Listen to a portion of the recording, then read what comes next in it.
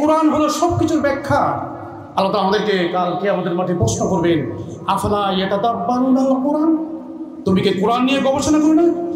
আফালা ইয়াতাদাব্বারুনাল কোরআন আম আলা কুলুবিন আকফালুহা, নাকি তোমাদের অন্তর সমূহে তালা ঝুলে আছে? সূরা মুহাম্মদ এই সূরাতে আল্লাহ তাআলা প্রশ্ন করছেন মানব জাতিকে, আফালা ইয়াতাদাব্বারুনাল কোরআন আম আলা কুলুবিন আকফালুহা।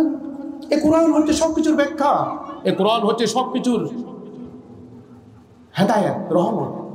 ওয়ানাজ্জালনা আলাইকাল কিতাবা তিবয়ানান লিকুল্লি শাইইন ওয়া হুদাও ওয়া রাহমাতাও ওয়া বুশরা লিল মুসলিমিন। তিবয়ান মানে ব্যাখ্যা, সবকিছুর ব্যাখ্যা। সেই ওয়া হুদা হেদায়েত, ওয়া রাহমা রহমত, ওয়া বুশরা আনন্দ, মুসলমানদের জন্য এটা আনন্দ।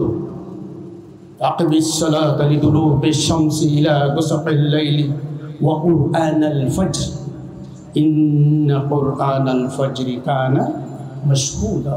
সূরা বনী ইসরাঈল আল্লাহ তাআলা কি বলছেন?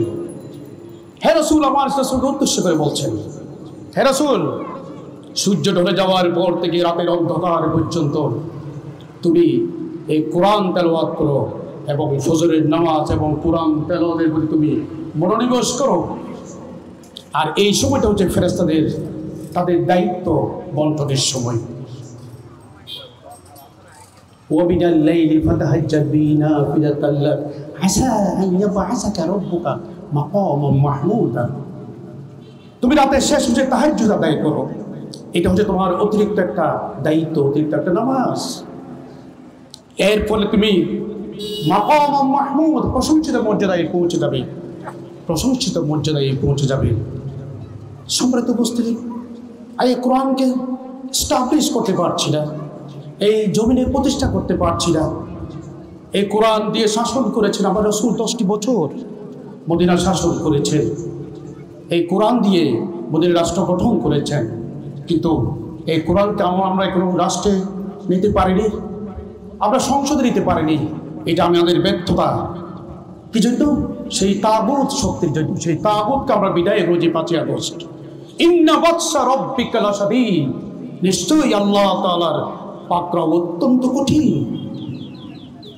সীমালঙ্ঘন, পানি যখন সীমালঙ্ঘন করে তখন আল্লাহ তাআলা সেই পানি দুনিয়ার জমিন ছারকার করে দেয়। ইন্না লাম্মা তাকাল্লাহু হামাল্লাকুম ফিল জারিয়া, নূহ নবীর সময় যখন পানি সীমা অতিক্রম করেছে তোমাদেরকে আমি সেই নৌকায় উঠিয়ে নিয়েছিলাম। আজ সেই তাগুত শক্তির জন্য আমরা আল্লাহর কোরআনকে স্টাবলিশ করতে পারছি না। মুনাফিকের জন্য আমরা সেই কোরআনকে স্টাবলিশ করতে পারছি না। মুনাফিক কোথায় কোথায় মিথ্যা বলে, আমানত খেয়ানত করে, ওয়াদা ভঙ্গ করে। ওয়াইজা লাকুল্লাযীনা আমানু ক্বালু আমান্না, তাদের চরিত্র হচ্ছে যখন ঈমানদারদের সাথে মিলিত হয় তখন বলে আমরা ঈমান এনেছি। ক্বালু আমান্না ওয়াইজা খালু ইলা শায়াতিনিহিম ক্বালু ইন্না মাআকুম ইন্নামা নাহনু মুস্তাহজিউন। আর যখন ঈমানদারদের সাথে শয়তানদের সাথে মিলিত হয় তখন বলে আমরা তোমাদের সাথে, তোমার সাথে আছি। ঈমানের কথা বলে তাদের সাথে ঠাট্টা করছি মাত্র। আল্লাহ তাআলা কি বলবেন? আল্লাহু ইস্তাহজিউ বিহিম ওয়া ইউমুদ্দুহুম ফি তুগয়ানিহিম ইয়ামাহুন। আল্লাহ তাআলা তোমাদের সাথে ঠাট্টা করে যাচ্ছে। আল্লাহ তাআলা তাদের সাথে ঠাট্টা করে যাচ্ছে।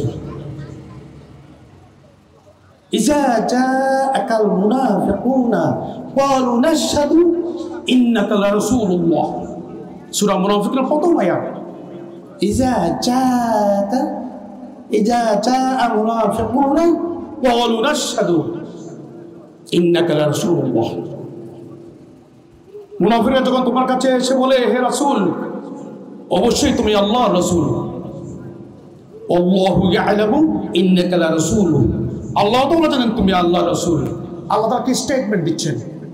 আল্লাহ তাআলার স্টেটমেন্ট কি? আল্লাহু ইয়াশহাদু ইন্নাল মুনাফিকিনা লাকাযিবুন। এরা মিথ্যাবাদী। আল্লাহ তাআলা সাক্ষ্য দিচ্ছেন এরা মিথ্যাবাদী। অতএব মুনাফিক আর তাগুত শক্তির জন্য এই কোরআনকে আমরা আল্লাহর জমিনে এস্টাবলিশ করতে পারছি না। সংসদে নিতে পারছি না, রাষ্ট্রে নিতে পারছি না, সেই আবাবিল পাখির মতো আমাদের এই দ্বিতীয় স্বাধীনতা লাভ করেছি।